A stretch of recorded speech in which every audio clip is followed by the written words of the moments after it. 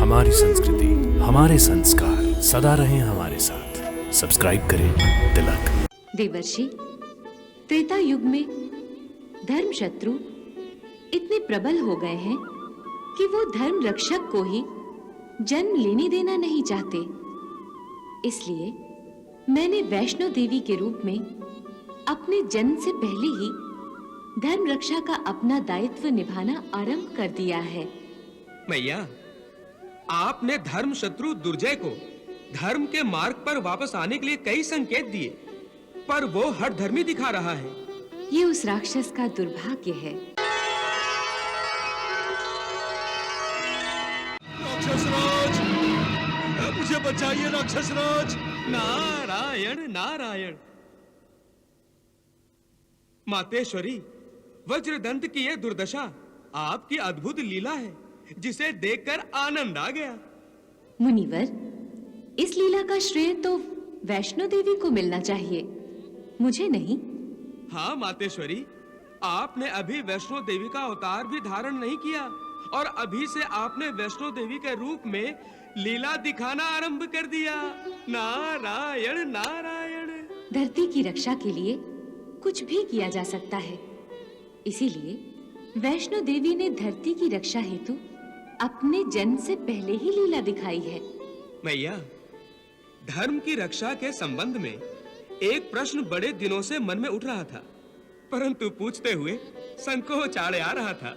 देवर्षि, ज्ञान अर्जित करने के संबंध में कोई संकोच नहीं करना चाहिए, परंतु आप तो महाज्ञानी हैं, सब जानते हैं, फिर भी आपको प्रश्न करने की आवश्यकता पड़ गई।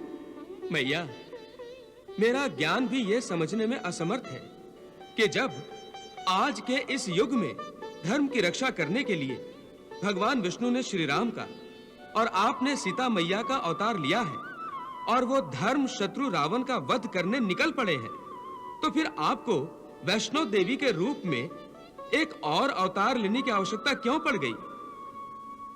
भगवान विष्णु सर्वशक्तिमान है, परंतु जब उन्होंने श्री राम का मानव अवतार धारण किया, तो जो मनुष्य की क्षमता की सीमाएं हैं, वो उन पर भी लागू होंगी।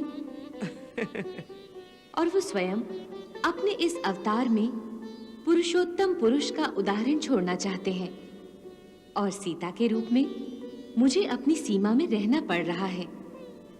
मानवता की सीमाओं में रहकर उत्तम से उत्तम कार्य कर दिखाना चाहिए। नारायण नारायण। देवर्षि, आप तो जानते हैं कि ये सतयुग नहीं, त्रेता युग है। सतयुग में धर्म वास्तव में धर्म रहता है। इसके चार आधार, चार पाद होते हैं: धर्म, अर्थ, काम और सबसे महत्वपूर्ण मोक्ष, जो पाप के लोप होने से प्राप्त होता है। परंतु त्रेता युग में मोक्ष का ही लोप हो गया है, क्योंकि पाप बढ़ गए हैं, पापी बढ़ गए हैं और धर्म संकट में आ गया है। भगवान श्री राम तो रावण जैसे पापी राक्षस का वध करने निकल पड़े हैं, और धर्म की रक्षा के लिए मुझे भी वैष्णो देवी का अवतार धारण करना पड़ रहा है। देवर्षि, त्रेता युग में धर्म शत्रु इतने प्रबल हो गए हैं कि वो धर्म रक्षक को ही जन्म लेने देना नहीं चाहते। इसलिए मैंने वैष्णो देवी के रूप में अपने जन्म से पहले ही धर्म रक्षा का अपना दायित्व निभाना आरंभ कर दिया है। मैया, आपने धर्म शत्रु दुर्जय को धर्म के मार्ग पर वापस आने के लिए कई संकेत दिए, पर वो हठधर्मी दिखा रहा है। ये उस राक्षस का दुर्भाग्य है।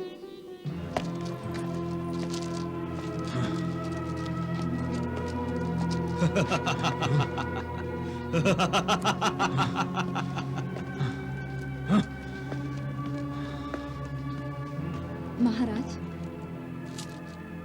अब आप विश्राम कीजिए। अभी तो आपकी नींद भी पूरी नहीं हुई है। हमारी तो नींद ही उड़ चुकी है महारानी सुरुचि।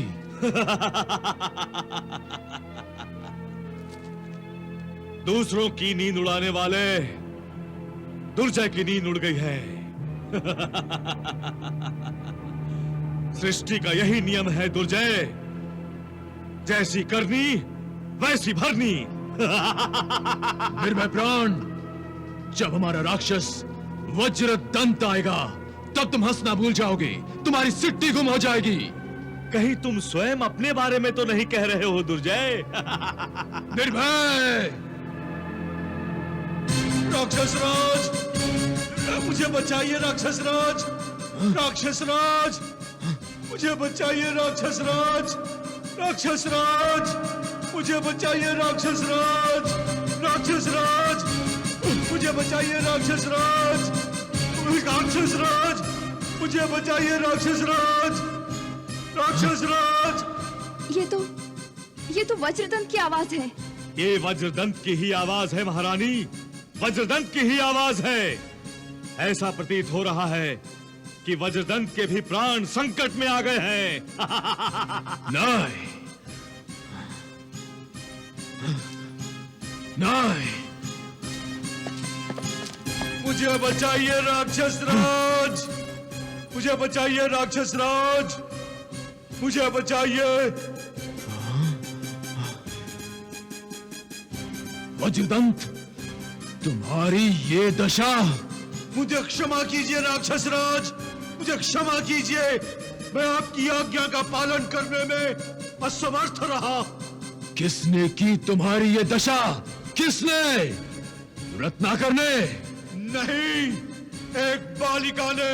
बालिका ने नहीं दुर्जय, तुम्हारी मृत्यु ने।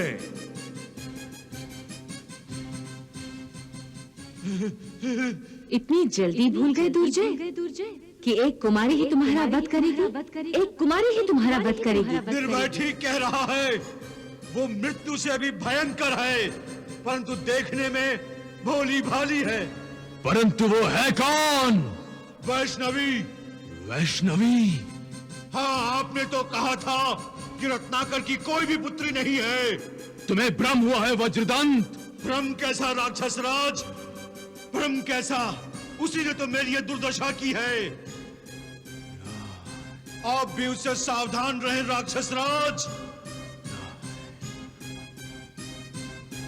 आपको मेरा अंतिम प्रणाम राक्षस राज, आपको मेरा अंतिम प्रणाम।